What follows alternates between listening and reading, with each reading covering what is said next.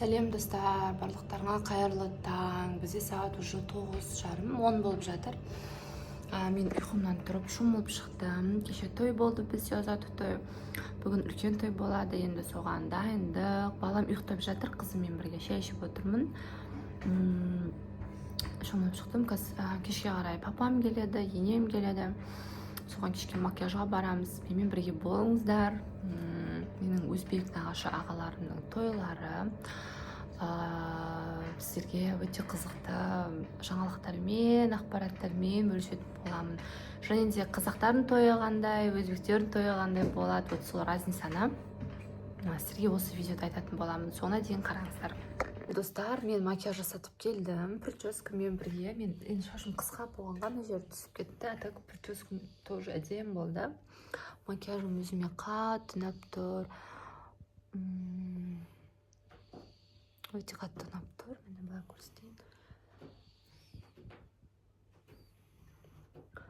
Енді қазір күйеуімді күтіп отырмын. Күйеуім келіп, сосын барып жиналып шығатын боламыз. Балам ұйықтап жатыр, қызымды киіндіріп қойдым, баламды киіндірем.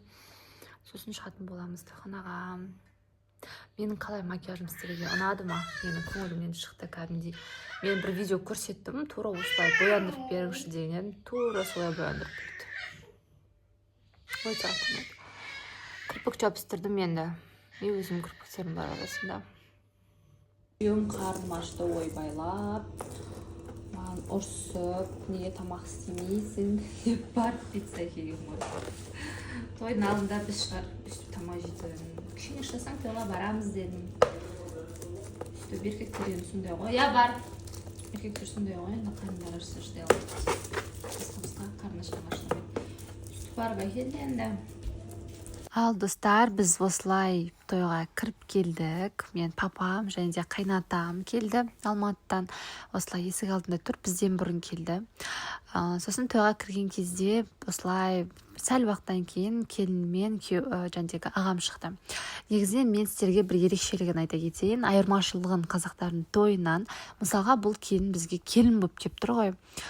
Біз бұл келіннің ұзату тойына тек қыздар ғана барады. Біз жақтан. Ал біздің жәндегі нағашы апаларым, жәндегі үлкен кісілер бармайды, тек қана қыздар барады екен өзбектердің тойында.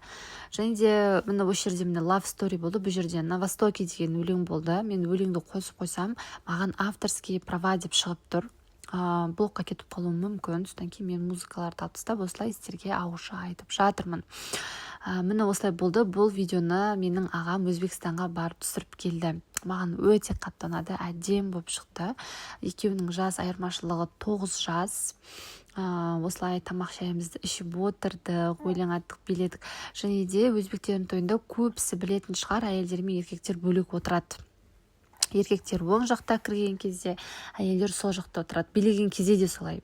Бөлек-бөлек билейді. Енді әйел мен күйеуі бірге билеуі мүмкін, но көбіне бөлек билейді олар. Және де бөлек отырады. Оны көбісі біледі деп ойлаймын. Менің нағашы ағам баласы 97 жылғы, менен 3 жас үлкен. Кореяда 6 жыл жұмыс жасап келді. Кәдімгідей мамасына машина алып берді, там соқты өзі.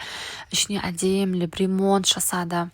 Одан кейін барып кәдімгідей абыроймен келді. Бір сөзбен айтқанда өзі тойын жасады, күшті болды барлығы. Дастарханда, үйлерінің ремонттары да. Қызды ұзатып, как положено, құда түсіп, сөз салып, солай үйленді.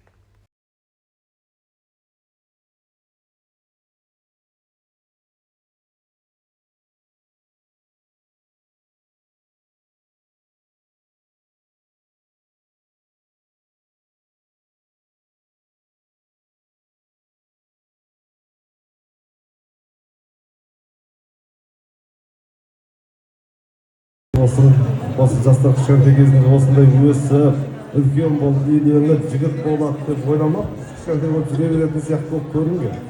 Құтты болсын, жастар бақытты болсын, алдына қойған мақсаттарына жетсін. Қуаныштымыз. Береке айтып жерсін да? Береке.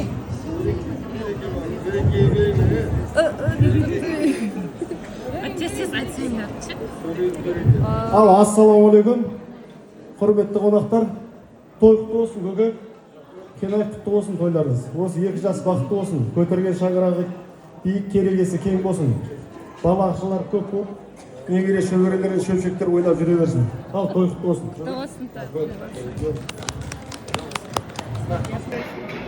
Хаммаларыңызға ассалаумағалейкум. Барлықтарыңызға қайырлы кеш. Бүгінгі той жақсы өтсін. Мен өзімнің Шахрух ағама шын жүректен бақыт тілеймін. Құдай қаласа жеңгеміз Шахрух екеуі бақытты болсын. Осы өмірде де, арғы өмірде де шын жүректен бақыт тілеймін.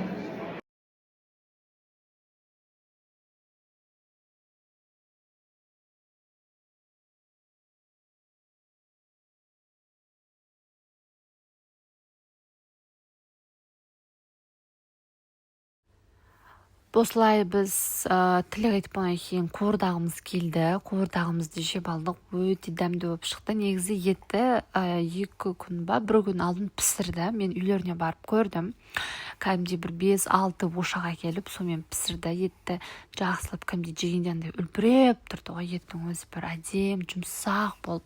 Бұл жерде енді мен өлең айтып билеп отырған жерім. Қызыл Раушан деген өлеңді айтып отырмын.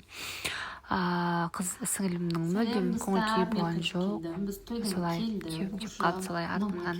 Папам жолдан жәндегі шаршап келгесін, үйге ертелі қайтайық деп, бәрімен ерте қоштасып, торт жейік деп әйтеуір қайтып кеттік ерте. Атқан жоқ, мені жақсылап көрсетейін, жақындатып.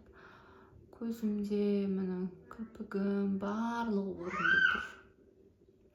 Маған шынымды айтсам қатты ұнады бұл қыз. Если хотите, сұрасаңыздар, мен сіздерге инстаграмын беремін. Егер де бұйырса осындай алда жақсы бір праздниктер болып жатса, мен міндетті түрде осы қызға келетін боламын. Прическа мен түсіп кетті, себебі шашым қысқа болғандықтан. Солай үйде қайнатам бар, енем келген жоқ. Ет сарықтарын алып алдым. Ертеңге тамақ бар деп есептесем де болады. Енді осының барлығын смывать етіп, бетіме маскамды жағып, сонымен ұйықтайық. Рахмет менімен бірге болғандарыңа.